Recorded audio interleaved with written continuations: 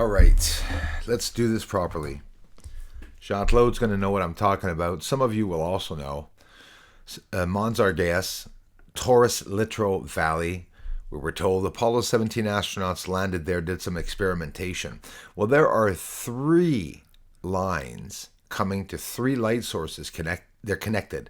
And there's 2 massive holes here with towering objects coming out of the inside of this supposed Mons Argeas. But those 3 lines here, the astronauts, I don't believe they landed there. But if they did, they would have landed right underneath or beside those lines. Why would there be no mention of it? Now I'm going to play the footage and you're going to see those lines here. Very subtle. I wanted to bring to the table, since 2016, that's right, 2016 I've been here.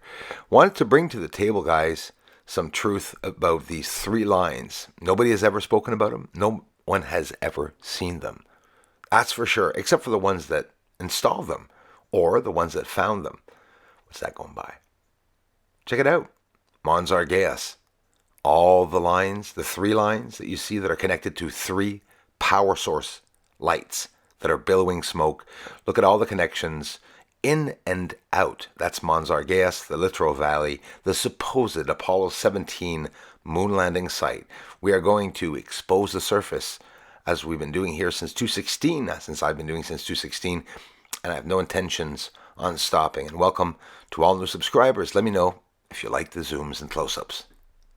Let's take the time to zoom in again. See the lines? Very subtle, but I was able to show them. And I also showed you the rectangle just below. We'll be looking at that also after.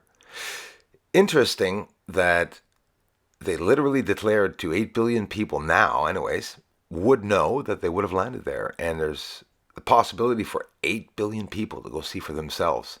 Isn't that scary? We can see them connected to some type of power or energy source. And why would I say energy source? Is because they are billowing light and smoke, as I've shown before, and as you'll see a bit further in the video. So now we're a lot closer to the crater to try to see it well. Can I go all out again for you all? Like, do you want me to double up what I just doubled up? We can try it again to see if we can get in a little closer. Let's take the time to go across it. Mons Argeas for me is one of my favorite areas because there are hundreds, if not thousands, of objects, and you can see those lines. The moon is filled with lines, but the 90-degree angles are very scary that I've shown in the past and in the beginning of this video.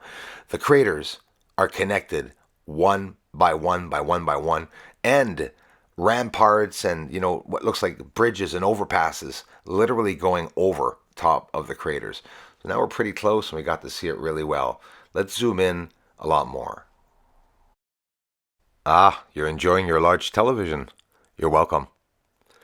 There are the 3 lines. Do you see the 2 other lines? From the same center point, there's one hole with 5 massive long lines running out, going to 2 other energy sources. So not just 3 lines, Jean-Claude. There's 2 more on the left coming out. Very subtle. Again, 1, 2, 3, 4, 5 lines, all there from left to right to the power sources, all those bumps. And it's just absolutely incredible. So now let's zoom in. We're zoomed in pretty much the maximum here. Let's just watch what's happening. Mons Argeas. We're going over to Mare Serenitatis, just what's underneath of that arrow right there. Now we turn the angle around. How can we see the rectangle well now? We couldn't see it before. It's the same area, all with the lighting and exposure. See the 3 lines? I'm sure you do. Right there, and they're very subtle, but they're going to those 3 billowing lights inside of the mare. The mare is green, the mare is brown.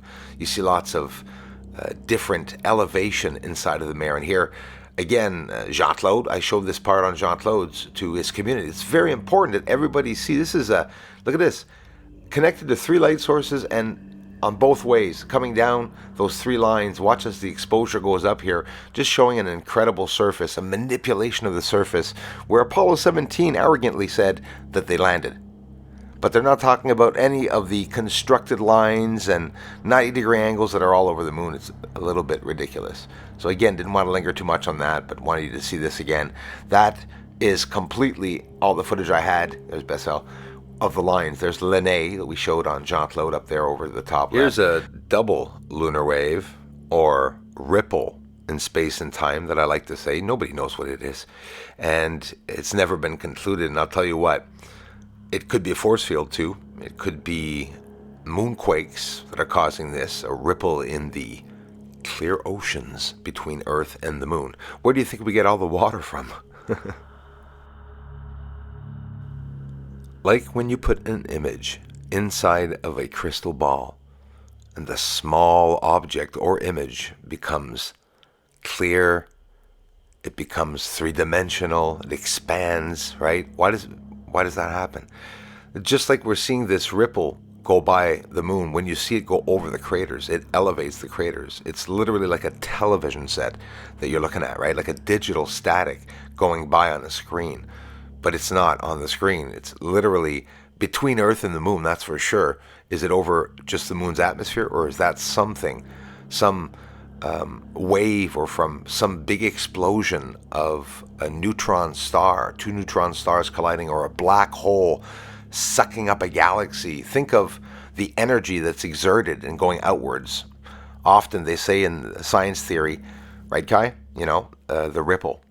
You drop in a quiet pool, a river, a stone, and then the ripple goes outwards perfectly, growing as a perfect circle until it hits other frequencies, densities, other obstructions, and then you have the repercussions where everything bounces back and just waves around. Space is like that. So it's honestly, to me, not surprising to see these waves. A lot of names missing on this video, but Paul Sabo and Pat Crossard, thanks for gifting out the memberships to help this channel grow. Aliens on the moon. When are they going to tell the world? Come on, Pentagon. Aliens on the moon. Aliens on the moon. And they're mining really up there. They're mining on the moon. Aliens on the moon. Thank you very much for the support to this channel. Everyone, thanks for the generous contributions, and thanks for watching the videos. Aliens up there on the moon. They may be even coming right here soon. Aliens are mining on the moon. Yes, they are up there. Doesn't matter, cause disclosure's coming soon.